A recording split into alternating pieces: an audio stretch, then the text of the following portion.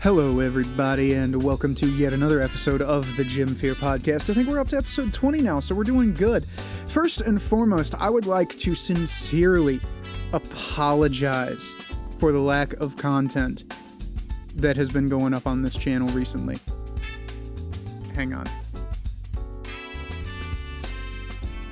I had to unplug my headphones. It's weird. Like this new microphone I got, the Samson CO1, which I'm loving, by the way. It's fucking weird. It reads it as a playback and a recording device. So if I have headphones plugged in or speakers plugged in, I can hear myself while I'm talking, and it's weird because it's slowed down by like half a step. So I can't keep my shit straight. But in any event, back to what I was saying. Yeah, I really, really want to apologize for the lack of content that's been going on this channel, guys. I mean, it's 2 weeks now. 2 weeks now that I fucking missed everything but the podcast.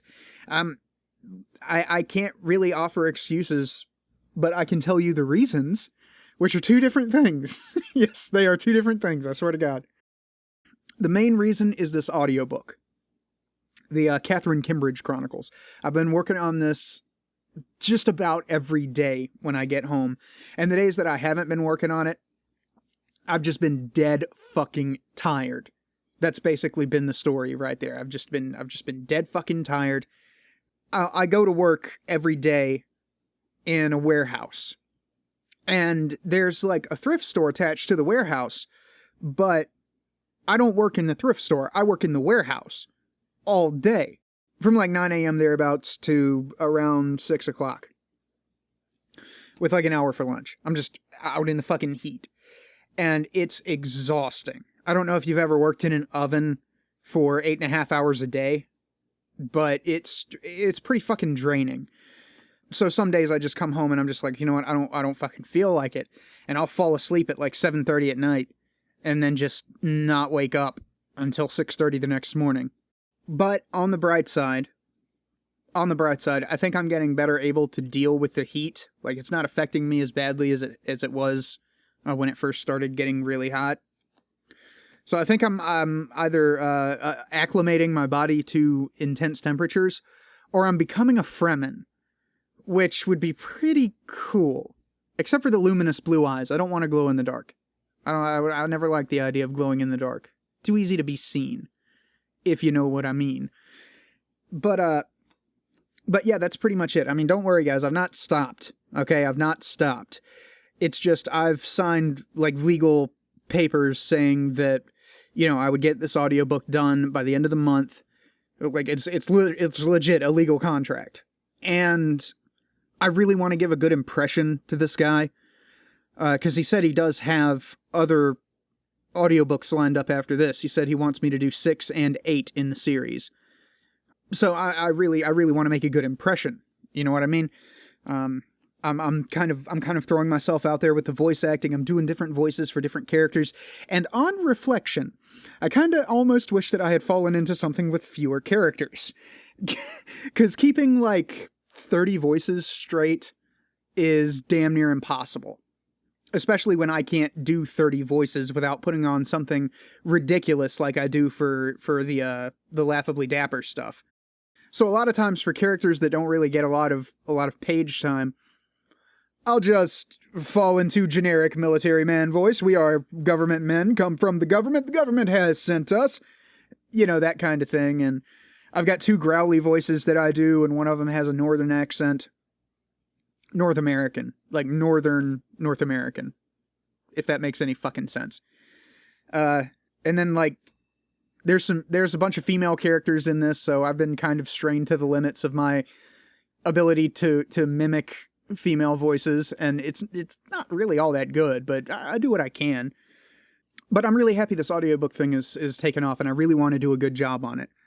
So since I'm not getting paid for the YouTube channel, and I am doing this for money, you know, the YouTube channel kind of has to take a back seat, but I'm going to be back into production as soon as I get this thing done. I really want to make sure that I get it done by the 31st. And what I've been doing is I've been recording the book full, like I've not stopped recording until I get the book recorded, and then I'm going to just sit down and fucking edit the whole goddamn thing. Which could take all of, I don't know, 3 days, if I have 3 full days. So I have certain days off, because the schedule recently got fucked up to hell and back. And like one day every 4 weeks I'm going to be coming in at 12, which doesn't really make a lot of sense to me, but fuck it, whatever. That just means extra sleep time or time to get stuff done around the house as far as I'm concerned. Because I'm probably going to be waking up around, I don't know, 8, 9, something like that. Because now my circadian rhythm is fucked, because I've had this goddamn job for so long that I can't sleep through the whole day anymore. I'm like a nocturnal creature normally, but this job has just kind of fucked up my circadian rhythm. But I did go and pick up the audiobooks for the first 5 books in the series, which they're not that expensive. They're like $10 each. So over the course of like 2 or 3 weeks, I just went ahead and bought them, and I've been listening to them. And the guy that he had doing these originally, like, the first book, it sounded like he was really trying. You know what I mean? Hang on. It sounded like he was really trying. It sounded like he was trying to make a good product and do voices and cut out a lot of breaths, and he didn't have a lot of mouth noises and stuff like that. Excuse me. But in the second one, there's just like breaths and mouth noises and hardly any voices, and he just kind of like, it sounds like he fucking gave up. I don't know if that's something to do with the author saying, you know, you don't need to do all of that, or if he just like didn't and the author kind of okayed it. But it's really like the second book is really kind of, so far as the narration goes, it's kind of a subpar. But I kind of feel like it's part of the job to listen to them and see where other people have taken this and what other people are doing with it. I don't know how well I'm going to fare against the woman who read it. She read like 3 or 4, I think. But I don't know. I think I'm doing a better job than that guy. But I'm going to have to wait until I actually go in and edit. Fortunately, the editing process on audiobooks, it doesn't really take a long time. I can get like probably a chapter done every... They're like 15, 20 minutes long. And that includes outtakes, so probably 30, 45 minutes. I can probably get the editing done. Get everything spaced properly so it flows like natural speech, and cutting out all of the flubs and breaths and latent mouth noises at the end of words. Because I hate that shit. It just bothers me. Like, I can hear your fucking mouth working. It's disgusting. You know, I don't like to hear that shit, so I try to keep it out of my productions as much as possible. And usually that involves, like, controlling your mouth and how the muscles in your mouth move, and making sure that your throat is lubricated. Like, drink water, don't drink, like, coffee or soda or something like that. And swallow often, clear your mouth of spit, make sure your lips are wet. You know, that kind of thing. It's weird. It's a lot of the stuff that you have to do to get rid of mouth noises at the baseline, meaning at the mouth level, is really counterintuitive. It's really silly, almost. But I can personally attest to the better quality of the narration when it comes out the other end. So anyway, that's kind of what's been going on with me, guys. It's just been, like, alternating between being hot at work and almost dying of heat stroke in a warehouse, and then coming home and, you know, in fucking South Carolina heat in the summertime, just dropping these blankets all around me in my little audio tent, slave tent box thing, and being hot while I record narrations, which, very short temper. I get short tempered when I get really hot. I try to curb it, but sometimes it's just really fucking frustrating. So, anyway, my buddy, the Right Hand of Doom, who might actually be ramping his channel up, he talks some shit, so he might do it. He left a comment on the last podcast that I have not read yet, because I haven't had fucking time. But he left a comment on the video, so let's see Let's see what he says about the whole representation thing. Quote, "It's more the fact that we want to see ethnic and racial representation outside of stereotypes, as often they are represented in a stereotypical fashion. I think that's the important distinction that often gets lost in translation because of to interwebs." You know what? I think you're right about that, Doom, honestly. They're usually, like, well, not necessarily usually, but a lot of the time when certain characters are introduced and they happen to be of, you know, a certain demographic, they tend to get kind of shoehorned in or boxed into this stereotypical, like the sassy gay friend or the gangbanger Latino or the thug black guy or something like that. Sassy black woman, you know, that kind of thing. And it is nice to see content and creators that kind of step out of that and don't rely on stereotypes because stereotypes are easy. It really kind of shows how lazy the content creator is. You know, if they're willing to rely on stereotypes, then they're kind of lazy. They're not really doing their job properly. They probably don't really care about these characters all that much. And, you know, unless they subvert the stereotypes, which that happens occasionally. But I think that's part of what pissed everybody off about the new Ghostbusters movie is, you know, the one character, like, her entire job is to be the sassy black woman. And it's just, no. No. No. If I wanted to watch sassy black people stereotypes, I would go watch a Tyler Perry movie. But I don't watch Tyler Perry movies because I have taste. And no, I'm not going to talk about the Orlando shooting, okay? Apart from saying this, it was a horrible, horrible tragedy, what that man did. And my heart and thoughts go out to the family and friends of the people who were killed, and of course the survivors. I hope they all make full recoveries, and, you know, I hope that they're able to recover from this. That's all I'm going to fucking say. That, and I really, really, despite being an atheist, I really hope hell is a real place. Because people like that fuck deserve to go there. That's all I'll say. Wow, that kind of brought the podcast down.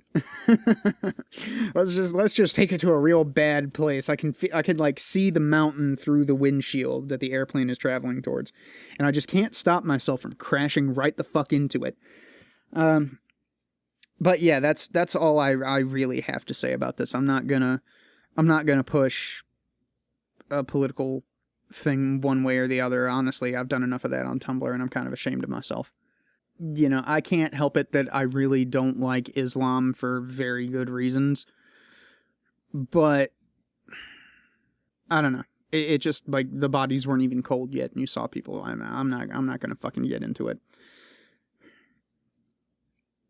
Anyway, what else happened this week? We had E3.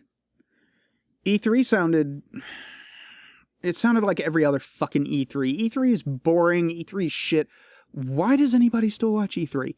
Can somebody out there explain this to me? Why does anybody still fucking watch E3? We know there's going to be nothing piled upon fucking nothing happening at E3. Why are we still watching E3? Why are we still giving these people any kind of attention? We need to just, like, as I think gamers as a community, as a demographic of people who enjoy this certain hobby, we need to come together and we need to tell these people, one way or another, non-violently, of course, that unless you have something definitive to show us, no, we don't care. We don't want to see your fucking dancing kangaroos or giraffes or whatever the fuck that was. I don't know. I saw it on Total Biscuit's video about E3. It was fucking weird. No, we don't care about the latest Call of Duty game. No, we don't care about Forza or fucking E3 latest hockey game or whatever the fuck they're pushing now. No, Ubisoft, we don't care about another Assassin's Creed game. You know what? If you want to get us to care about Assassin's Creed, Ubisoft, here's what you need to fucking do, okay? Take 3 years off. Take 3 years off. 3. Go and develop a good fucking Assassin's Creed game like the first one was. The second one was pretty good too. I like the second one. But when you start pushing these games out there like they're fucking popcorn, you know, every year we have to do another one. We're just going to reskin, you know, sometimes they don't even fucking reskin it. They just add in a couple of features like, oh, we have pirate ships now. Big fucking whoop. Nobody cares about the fucking pirate ships. Go make a good game, goddammit. Go make a game that's fun to play, that had lots of bonus features like the first one did. Like, you can tell that a lot of care and effort was put into the first Assassin's Creed game. It was fun to play. It had a lot of extra shit to go find. It had a lot of locations to explore. There was plenty of things to keep you entertained in that game. You could go fight Templars. You know, you could just pick on the guards if you wanted. I remember doing that. Like, later on in the game where you get that move where you can just, like, block somebody's, you can counter somebody's sword swing and just kill them right there. I would just stand in the town square and just attack somebody and wait for the guards to show up and then spend like 30 minutes just fighting off the town guard until I had like a fucking plaza full of bodies at my feet. It was awesome. The first Assassin's Creed game was a lot of fucking fun. Ubisoft, go do that again. Okay? Take notes from id. They took time with Doom 2016. They took a lot of time with it. And it shows. It really does show how much care and time that they put into that game. You know, from all accounts, it's really fun. It's got a good storyline. Everything that ever happened in the Doom universe ever is canon, apparently. And it's got great critical and fan reception. Great. It's been like blowing people's socks off since it fucking came out. Like, even Razor Fist gave it a glowing review. I believe it ended in, buy this fucking game. That's what you need to do if you want to get us excited. And you know what? To all of the Kojima people out there, I don't care. Okay? Yeah, it's cool that Kojima went off and did his own thing and stole Norman Reedus from Konami. Because fuck Konami at this point. Konami's like trying to turn favored franchises into pachinko machines. Fuck them.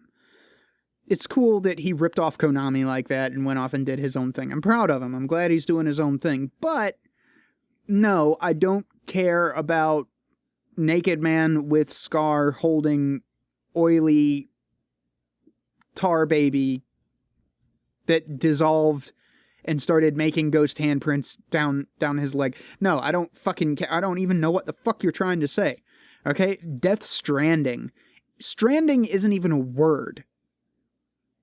I'm pretty sure. Excuse me, my cat is yelling. I have to go check on her. I'll be right back. She's okay. She just wanted to be let in. Yes. Hi. I'm talking to the people about you. You have fun? But yeah, I don't even think stranding is a word. I know stranded is a word. Stranding definition. Okay, strand. Okay, no, it is a word. It is a word. Stranding at dictionary.com. Okay. So I don't know. I guess it's like death stranded him in this weird fucking crazy area that doesn't make any fucking sense. And it's Kojima's latest art project featuring, you know, big name actor he stole from Konami. Yeah, congratulations. Go for it. Go do something good. And then I'll be interested in it. Let me see some reviews. Let me see some gameplay footage. Let me watch like Razor Fist or Alpha Omega Sin get into that game and do some actual gameplay in it, or like Jacksepticeye or Markiplier or somebody like that. Hell, even the Game Grumps. Let me watch somebody get into that game and have fun with it. Preferably someone like Alpha Omega Sin or Angry Joe, who's actually a horror game fan.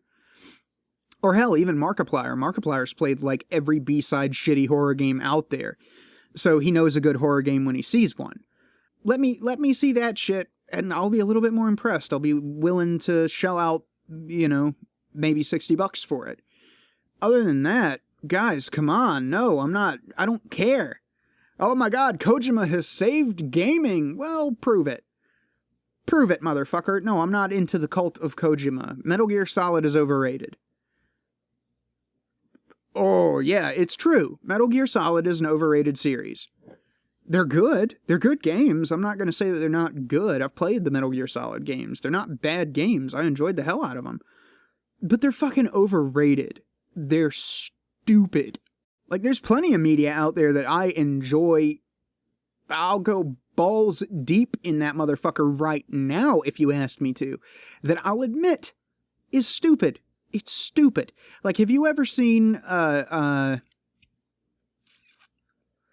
of the Chicken Dead is the subtitle of the movie. Hang on, I'm gonna actually find the real movie. Night of the Chicken Dead, hang on. I think it's Poultrygeist.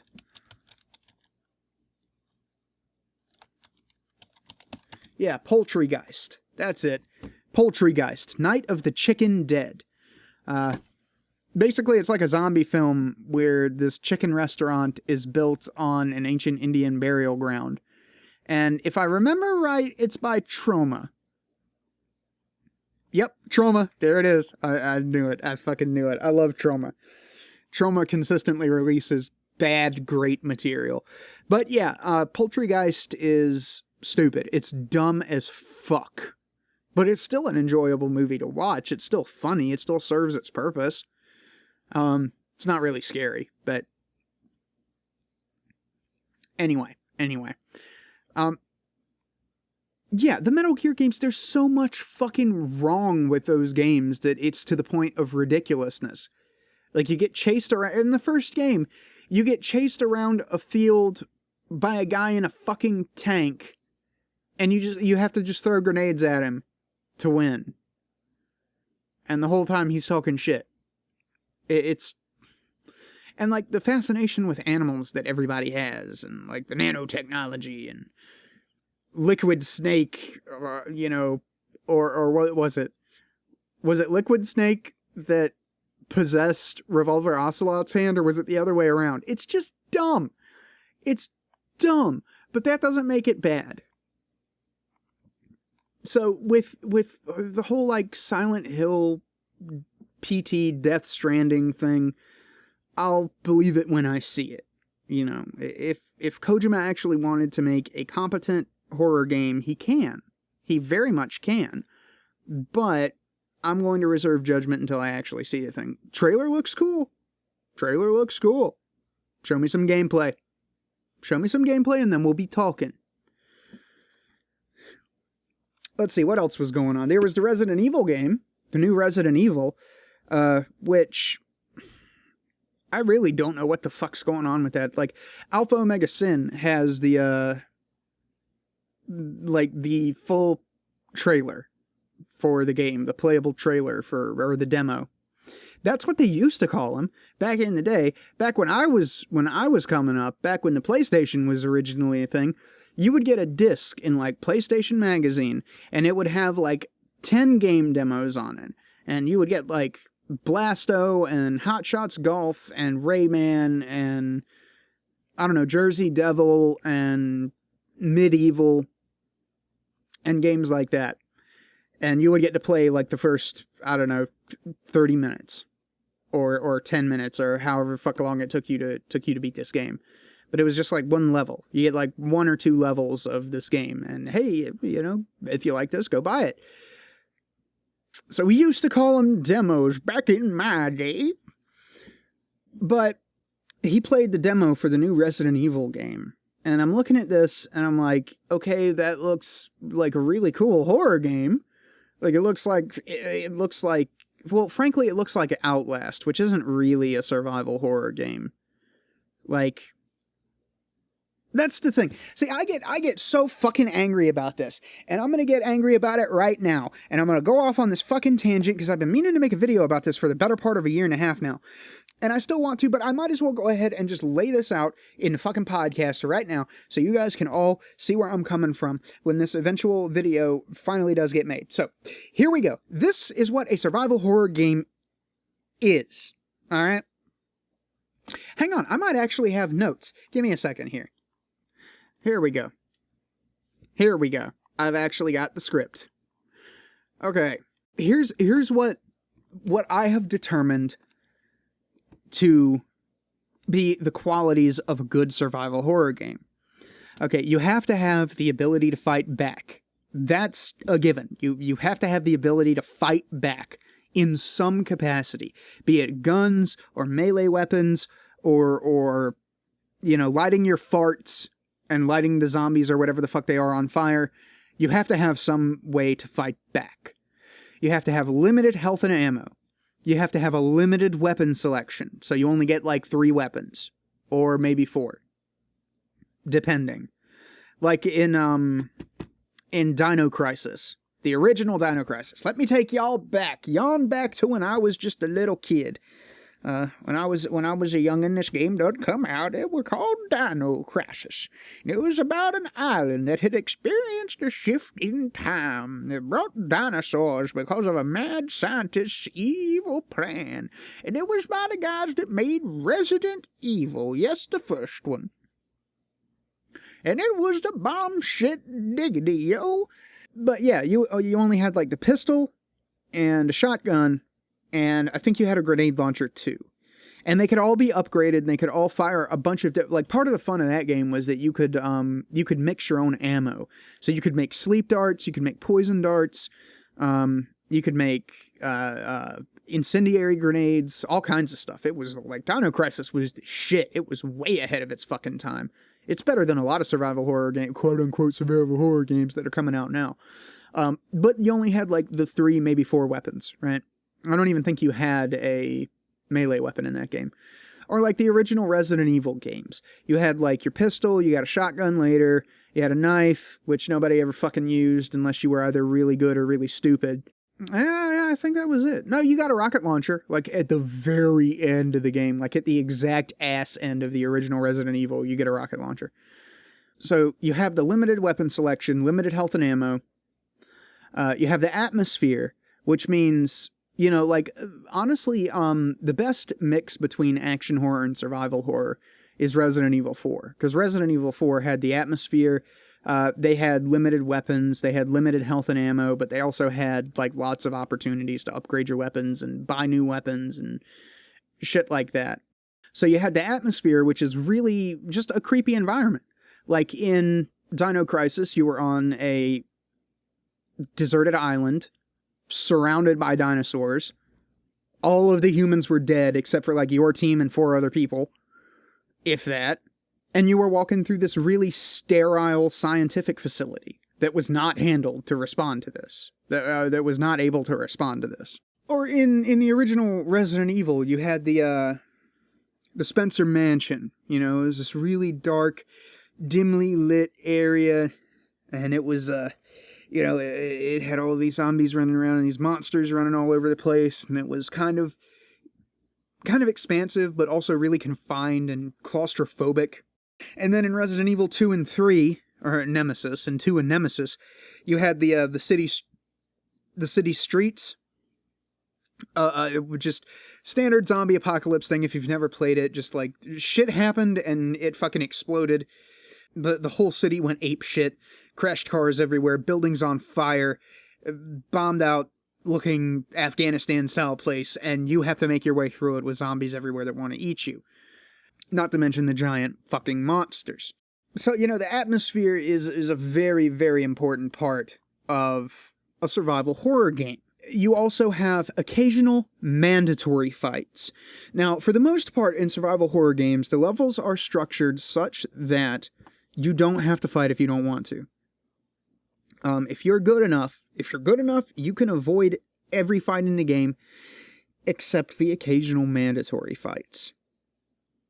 There has to be some, whether it be a boss fight or you just get blocked in a room where you have to fight for your life. Those nail-biter, tension-filled moments where you're fighting back and you have a chance of winning, no matter how slim that chance is. You know, those are part of what make a real survival horror game a survival horror game. You know, not running away and hiding under a fucking bed like in Outlast. And Outlast is a fun game, okay? I liked Outlast. But like when you go down into the basement in Outlast and you have to run away from that one guy who's wandering around down there, and like you just get to a certain point where you know he could still follow you if he wanted, but the AI in the game just like turns him around and he just like watches you. Like, yeah, that's right, motherfucker, you better leave. And then you just like wait 30 seconds to a minute and then he's gone and you just sort of come walking around and go back down the hallway. It's not, I mean, it's scary, but it's not really scary. Especially since that place has, like, continuous levels, or I guess you could call it non-Euclidean, which would be non-linear, I think. But, like, the levels are very open, and you don't have to take one path to get to one place unless it's a specific part of the map. You can go do different things at different times, I think. But you have to have those occasional fights where the boss just bursts through the fucking wall and you have to fight him. You just have to fight his ass off. Like a perfect example of this is in Resident Evil 3. Okay, the first time you see Nemesis is when you get to the police station. And this game has been out for almost as long as I've been alive, okay? If you didn't want spoilers, then you shouldn't have signed up for this podcast nostalgia bullshit. But you get to the police station, and you go through the gate, and you're right in front of the fucking door. Right in front of it. And you get halfway across the courtyard, and Nemesis jumps over the fucking gate behind you. And he's got Brad Vickers in his hand, the helicopter pilot from the original Resident Evil game. And there's this giant, like, purple tentacle thing like shoved down Vickers' throat from Nemesis's hand. Like he's just got him around the face and he's just killing him slowly. And like he's looking at you for help. And then he just like cracks his neck and throws him up against the wall and Vickers is dead. That's the end of Brad fucking Vickers right there. And then he looks at you and like you can tell he's filing through that little computer in his head of targets. And he just goes, "Stars." And then it's fucking on. And you have to decide whether or not you're going to run into the police station, which he won't follow you through the gate, or fight him. And if you fight him and win, you get a special gun part and you can upgrade your gun. So it's little shit like that. You know, you don't have to fight him, but if you want to, you get something special. And then there's other parts in the game where, like I say, Nemesis bursts through a fucking wall, chases you through like 15 fucking rooms, and then you wind up in a room where you have to try to put his ass down. And eventually you pump enough lead into him to knock him out. And that's kind of, that's what I'm talking about. Occasional mandatory fights. You know, you can run from a lot of the encounters in the game, or you can kill everybody and everything. But there are some fights you just can't get out of. Tiny environments, which ties into atmosphere a little bit, because I mentioned claustrophobic environments a lot, adding to the atmosphere. But really, I think that tiny environments are kind of a point in their own right. Because the atmosphere is more like the general tone of the game. And if you go watch the Resident Evil 7 demo that Alpha Omega Sin did on his channel, you'll see what I'm talking about with the atmosphere. Like, that's good horror game atmosphere right there. Like, all you need is a gun with one clip and a healing item. Boom.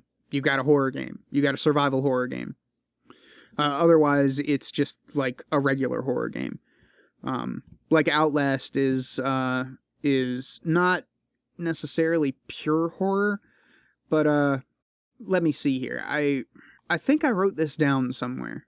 Okay. Psychological horror. That was it. That's like Amnesia, Outlast. Games like that are psychological horror, in my opinion. Because, like I said, there's no way to fight back. Not even limited. You can just run and hide in a locker and piss yourself like the sissy little bitch that you is. There you go. That's all you got. Those are your only options. And then action horror games are like Resident Evil 5, the Fear games, and Left 4 Dead. And then survival horror is like Resident Evil, Silent Hill, the original 3 in both cases, and Dino Crisis, and a couple of other games. But, yeah, so, like, tiny environments. Like, if you look at the comparison between Resident Evil 1 and Resident Evil 5, okay? I'm not even talking about when the series got shit. Like, Resident Evil 5 was a good game. I had a lot of fun with that game. I played it with my brother all the way through. He accidentally killed Wesker by leaping on his back with a knife. It was great. It was great. We had a lot of fun with that fucking game. But, for the most part, the environments in that game, while very crowded, were also very open. You know, you had this big, wide open space, and you can run away from your enemies while they're trying to gang up on you, and you can, like, jump through windows and fortify a house and pop them through the window or through the doors they're trying to come in and shit like that. And you never had to worry about running out of ammo. Never. Not once while I was playing Resident Evil 5 did I ever worry about running out of ammo. Not once. But you go into Resident Evil 1, you know, where the series came from, and every single environment in that place, every single one, was this tight-ass corridor, or this small fucking room, or this reasonably large room where the boss would run around and you would have to run away from it until you got the chance to shoot it. You know, it really added to the atmosphere and made you feel seriously claustrophobic when you were playing in that. That's part of what makes survival horror. Now, usually, psychological horror games have pretty big environments, too. Like, just thinking to Amnesia, there are usually plenty of places that you could run around in to get away from whatever's chasing you. So yeah, that's part of the survival horror experience, is these really tiny claustrophobic environments with the atmosphere just kind of bearing down on you, and hopefully there's good music to go along with this. Like Resident Evil 1 and Dino Crisis and games like that. Silent Hill did a really good job with the atmosphere and the music and the tiny environments. Another point was limited NPC interaction. Okay, you have to know that there are other people in this world with you, but they might not necessarily be on your side. And even if they are, you are alone. For the vast majority of the time, you are not going to have help.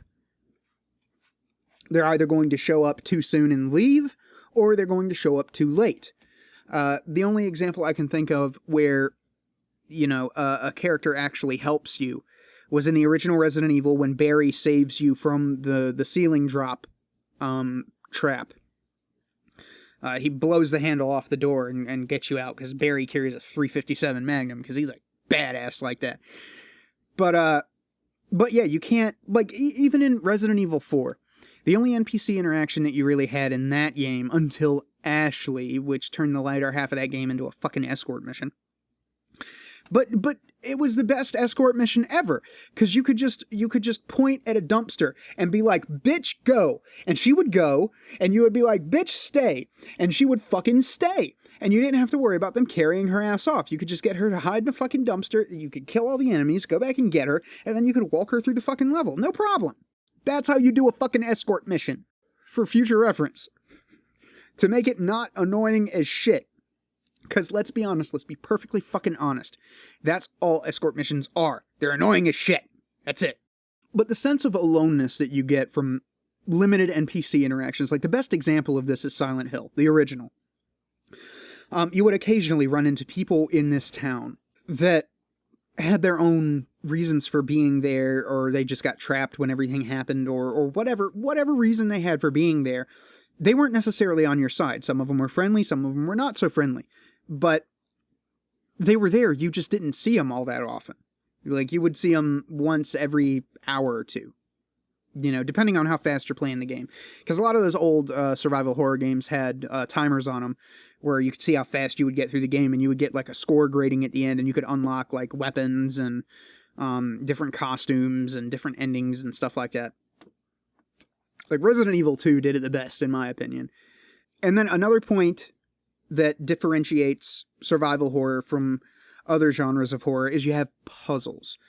Like, Resident Evil did this a lot. The original couple of Resident Evil games, they did this a lot. They had a lot of puzzles that you would have to work out to get from one place to another, whether it was the chess pieces in, I want to say Resident Evil 2, to the, fuck. Hang on, guys. Okay. Puzzles in Resident Evil 1. Yeah, you had a lot of number-based puzzles, a lot of sigils and stuff that you had to figure out. The first couple of Silent Hill games did this kind of thing, too. You would have to... I remember one in Silent Hill 2 where you would have to put coins into a roll-top desk to unlock it, and you had to get the right combination for the coins. You had to put them in the right slots. That kind of thing, I don't know what it is about that makes it a trait of survival horror games, but it really kind of adds to the experience, in my opinion, because with action horror games, you know, psychological horror games have puzzles too, but there's not necessarily... psychological horror games have the feeling of total helplessness. In survival horror games, you have that feeling of, you know, I can fight back, but I have to choose to judiciously apply my force when it's needed, because I might need it later. You know, I have a limited amount of force to apply. Am I going to kill this zombie, or do I want to save it and take out the liquor in the next room, you know? And puzzles are kind of a fun way to break the flow. They kind of let you have a rest from the sheer pants-shitting terror that you've been going through for the past however many hours, and you can sit there and you can tease your brain a little bit and try to figure out what they were thinking when they made this puzzle. The original Onimusha game did that really well too. There was a sand trap, and you had to control one of the characters and save the other character by doing, I think it was a slider puzzle, something like that. I don't remember. It's been forever since I played Onimusha. Onimusha, I would say, it kind of falls under survival horror, but it's more of an action horror game, because, like, you had a lot of different weapons. You only had a few different weapons to choose from, but you had a lot of different upgrades that you could put on them, and you could do all of these special moves that would take out like 15 demons at once. And it kind of got to the point where it was just like, okay, I'll walk into a room and the army of hell is standing there, and they turn around and they look at me like, the fuck you think you doing? And then I pull out my lightning sword and I just like wade through them like, I'm doing this, bitch. But they had a lot of good puzzles in the Onimusha games. Or at least like the first two, I want to say. I haven't played like 3 and 4. Or any of the more recent ones. Yes, I'm old school with this shit. I'm an old fogey. But that's what I think separates, like, that particular combination of things. You know, ability to fight back, limited health and ammo, limited weapons, atmosphere, occasional mandatory fights, tiny environments, limited NPC interaction, and puzzles are that's the formula. That's the formula for a perfect survival horror game, for at least a good survival horror game. These are traits that every good survival horror game in the past has had, and I am sick to fucking death of people marketing Amnesia as survival horror, or Resident Evil 5 as survival horror. No, it's not. No, it's not. I played through Resident Evil 5 like 4 times, okay?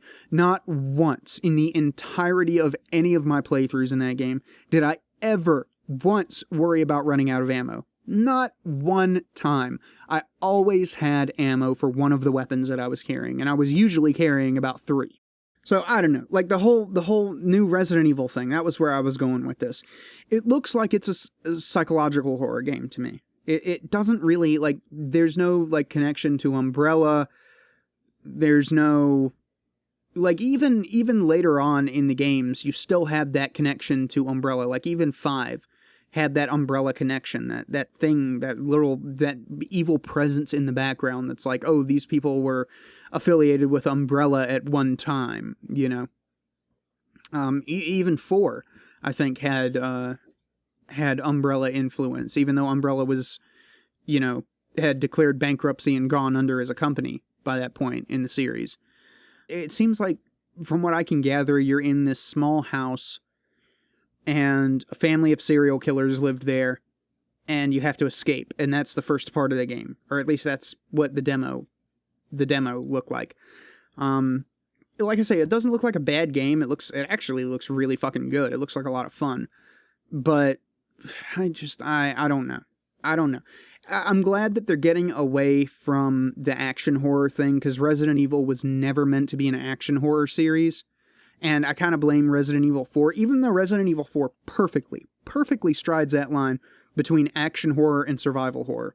I blame that game for making it okay to take the series in a more action-y route instead of a more survival horror route, instead of getting back to the roots of that series, which were what made it. That was what made the series good, was what the original games had going on, which are these, what is it, eight points that I've come up with here. And honestly, I think the reason that we're seeing more psychological horror games and more action horror games and fewer survival horror games, psychological horror and action horror rather than real survival horror games, is because they're easier. It's really, really fucking easy to make flight the only response that you have. You know, that's the key thing about what all of this comes down to, is in response to danger, human beings have a fight or flight mechanism. That's ingrained into our fucking biology. And action horror games key up your fight response. Your only choice really is to fight back, because the only way to get to the next area is to kill all of the enemies. Psychological horror games play on your flight response. That's what they fucking do. Like I said earlier, your only choice is to run and hide like the little sissy bitch that you is. You can't fight back. You're not a professional boxer or a military guy. You're just some doof with a camera like in Outlast. Or you're some stupid prissy fop like in Amnesia.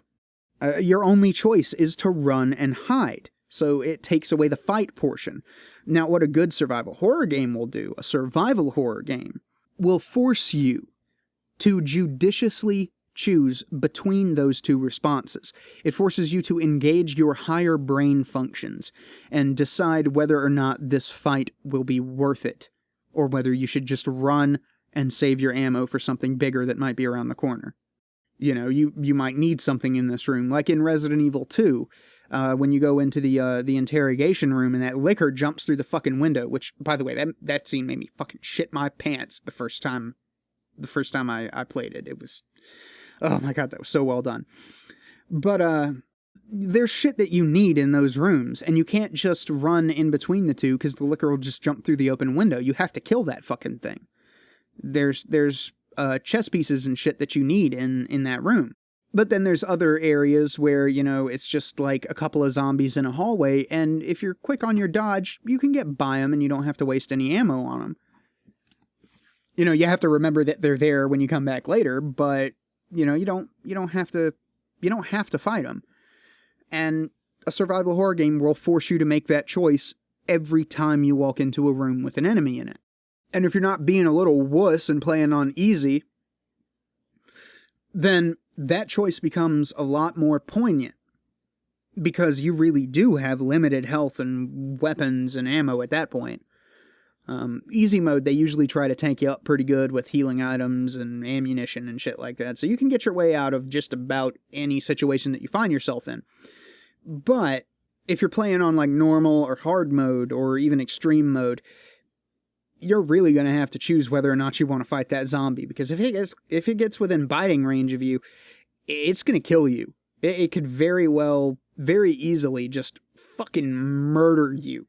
Leave you a bloody, grisly stain on the carpet. So I think that's part of the reason that companies aren't making survival horror games anymore. Survival horror games are hard. It's hard to get right. Even Onimusha didn't get it right, and that was by the same people who made Resident Evil. You know, what was the game?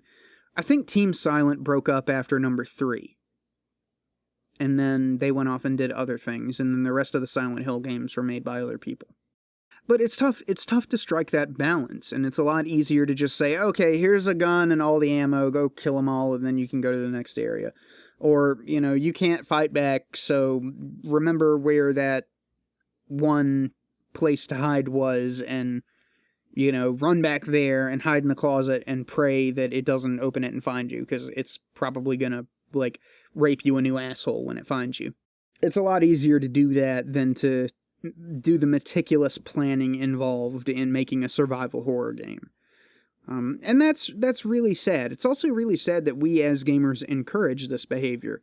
And I'm guilty of it too. I bought Resident Evil 5. I bought Outlast. I bought Amnesia. They're fun games. But they're billed as survival horror when they're not. And I'm really sick of that lie. I'm really, really fucking sick of that lie. Because I love survival horror. That's one of my favorite genres of video games. And to see it corrupted like that. This degeneracy must stop.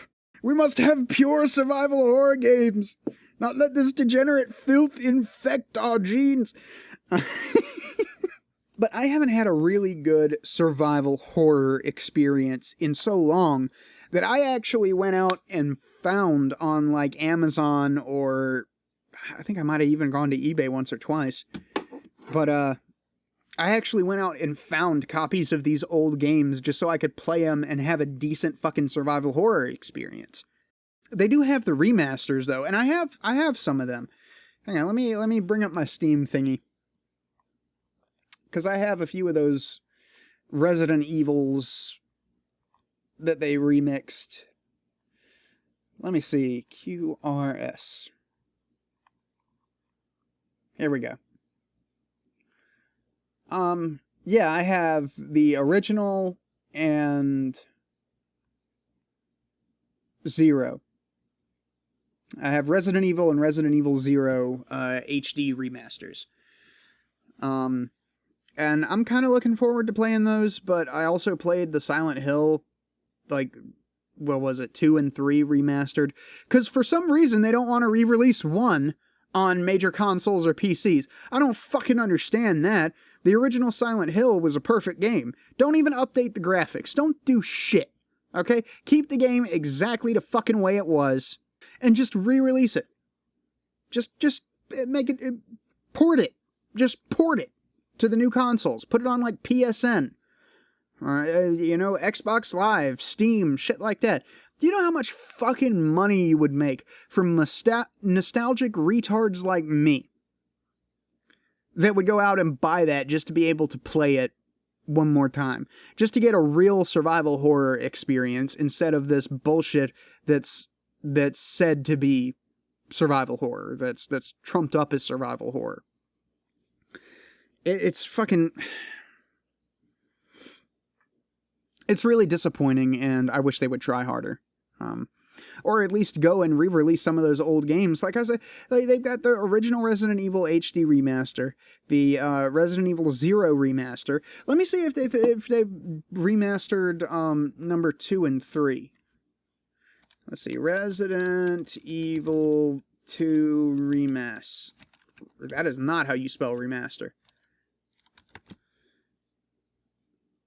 Resident Evil 2 is getting a full remake, not just a remaster, from Geek.com. Let's see.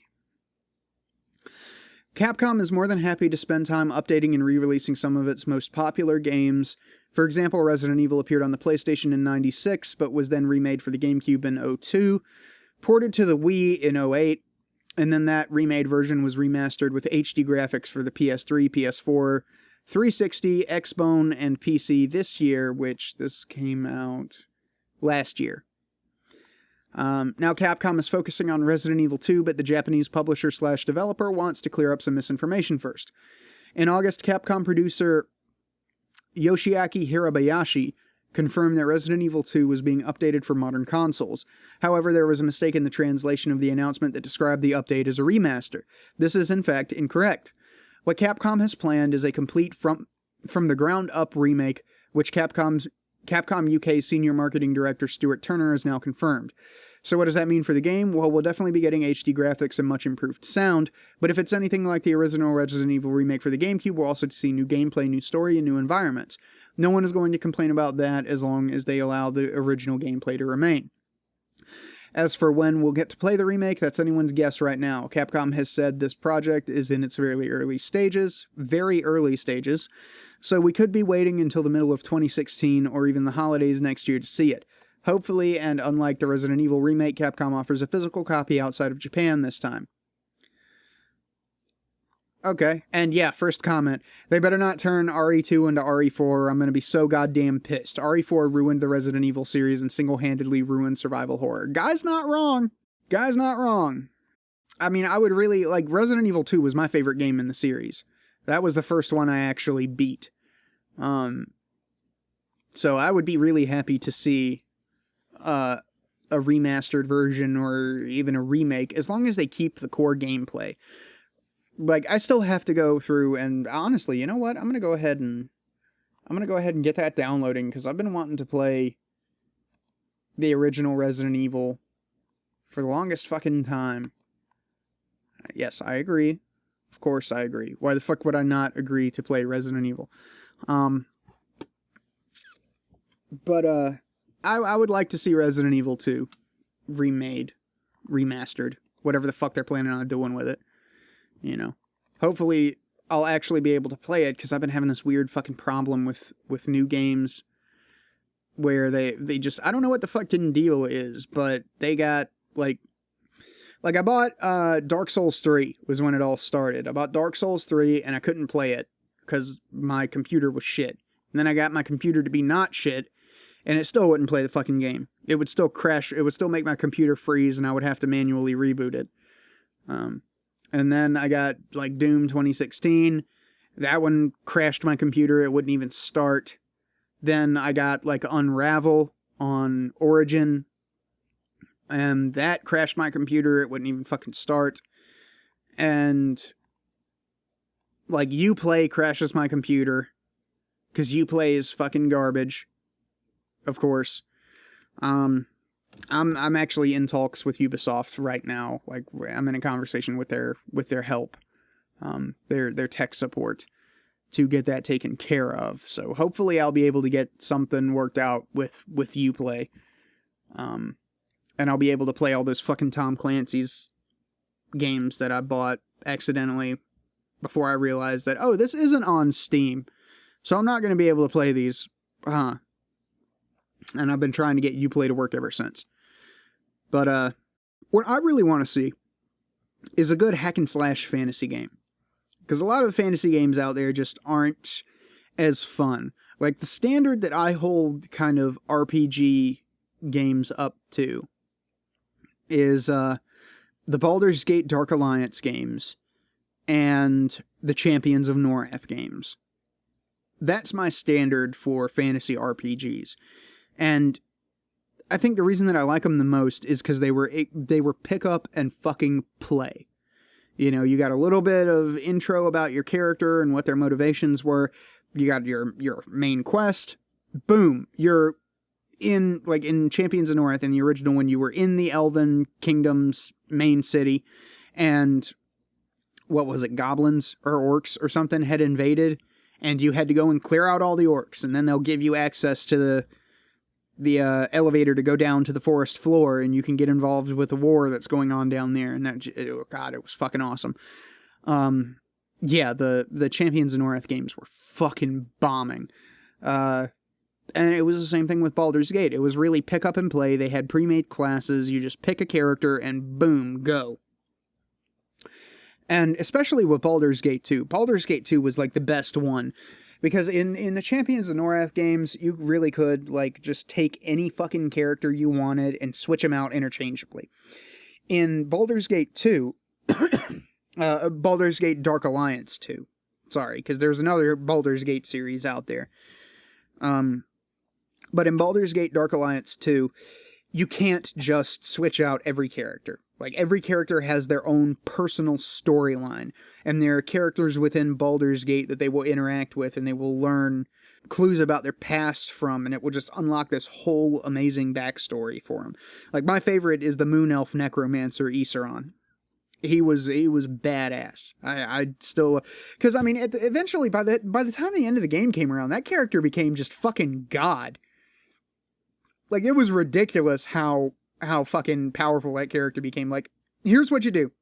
If you ever get a copy of that game, go play the Moon Elf Necromancer and start out with some low-level spells. Make sure you get a summoning spell and, like, haste and stuff like that.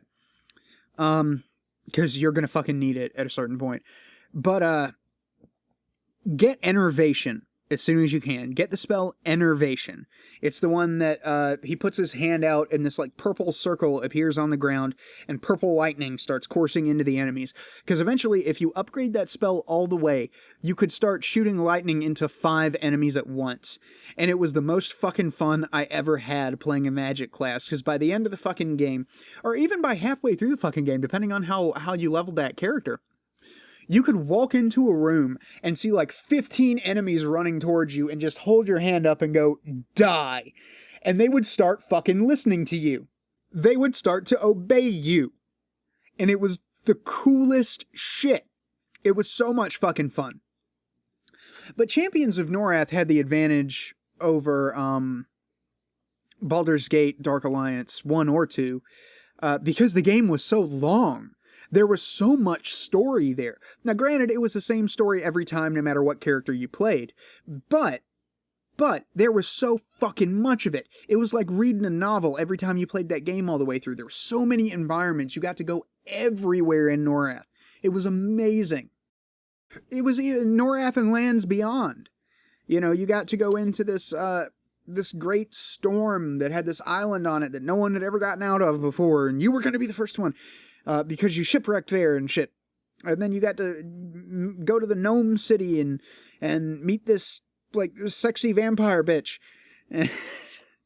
And she helps you defeat the great vampire. And some of the boss fights in that game were so cool. And the level of customization with weapons and armor in both the Baldur's Gate Dark Alliance games and the Champions of Norath games. It was so much fun. Those games are just like I say, those are like the gold standard of pick up and play hack and slash RPGs. And honestly, I get tired of RPGs if they're not really fun to play. Like, I've been going through the Icewind Dale games. I'm still going through the first one. And these old school RPG games are like ridiculously difficult. You know what I mean? Like, I got a party of 6. You get 6 people in Icewind Dale. And that's your fucking party. Now, with 6 people, you get like 2 fighters, a healer, a ranger, a rogue, and a mage, right? Boom. There you go. You got your fucking party. That's my party, at least. I got a ranger, I got a cleric, I got a druid, a dwarf fighter, a halfling rogue, and I want to say a half-elf sorcerer. I walked out of town, and immediately people started dying. Like, the first battle they throw you into is like, okay, go kill these 15 goblins when you barely know how to fucking play the game. And it's just so fucking ridiculously tough. Like, I went in there, half my fucking party died. And I'm like, oh shit, how do I get them back? And then it turns out, like, the revive spell costs, like, 100 gold a person. And thank God I didn't get elves, because in those old Forgotten Realms games, when you pick an elf, the elves can't be revived. They have to be, like, there's a different spell. I can't remember the name for it, but there's a different spell that they use because elves, like, don't have souls or something. I don't know what the fucking deal is with that. But eventually, like, I remember what I did. I accidentally sold a quest item, so I was going to go look up the console commands, and it turns out you have to go and rewrite the game's INI file to add in cheat mode, which is the console commands. So all I did was I spawned the quest item, and I gave my characters enough experience to jump up, like, 3-4 levels. Because, like, seriously, those old games... even D&D, when you start out, you are fucking garbage. It doesn't really matter what class you go for. Now, there are some classes, if you know how to metagame, there are some classes that just absolutely shit on everybody else. for like the first 5 levels. But for the most part, you're just absolute shit, and there's no way in hell you're going to be able to take on any kind of sizable enemy. And that's all they throw at you in those games is sizable fucking enemies. It's like you're playing a D&D game with the most fucking sadistic dungeon master of all goddamn time. And it's once you cheat, it's fun. You know, once you cheat and jump up a couple of levels so you're actually able to get through a dungeon without half your fucking party dying, yeah, it starts to be fun. But nothing really stacks up to like Champions of Norath and Baldur's Gate Dark Alliance. Nothing. Especially Dark Alliance 2. Those games are just top of the fucking plateau, and now I'm sad that I put my fucking PlayStation 2 into storage, because I want to play those games now. Maybe I'll get an emulator or something. I don't know. But the emulators are really sketchy. I don't know. We'll have to see how it goes. But yeah, I've been going on for damn near an hour and 15 minutes now. So thank you guys very much for listening. If you guys would like to discuss anything that I talked about in the podcast, just let me know. Except for the Orlando shooting. Not doing it. Not fucking doing it. Tired. Seen that shit all fucking week on Tumblr. You know, I'm trying to relax. Trying to look at funny memes and pictures of cats and silly vines and shit. And all I'm seeing is just Orlando shooting, Orlando shooting, Orlando shooting, Orlando shooting. I'm not doing it. Okay, I'm tired of it. But anything else, go for it. Have fun. Have at. But yeah, I do appreciate you guys listening one more time. I thank you for giving up part of your finite life to listen to the drunken ramblings of this pretentious asshole right here. And I will catch you guys in the next episode. I don't know if I'm going to have anything up on Monday, because I really am trying to get this fucking audiobook done. But as soon as this thing is done, I'm gonna start cranking out regular material again, because I have a lot of stories. Like, I actually got Vincent Vinacava to agree to let me do one of his stories. If you don't know who Vincent Vinacava is, go look him up. But yeah, he gave me permission to record one of his stories.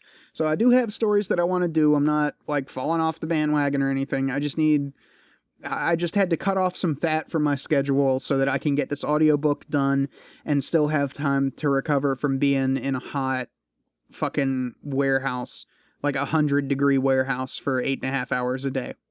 So yeah, anyway, thank you guys for listening. Regular content will resume as soon as I am able. Until then, we will have the podcast. We will have these nice, lovely weekly talks that we do. And I will catch you guys next week. Thank you very much for listening. Love y'all all very much. Peace out.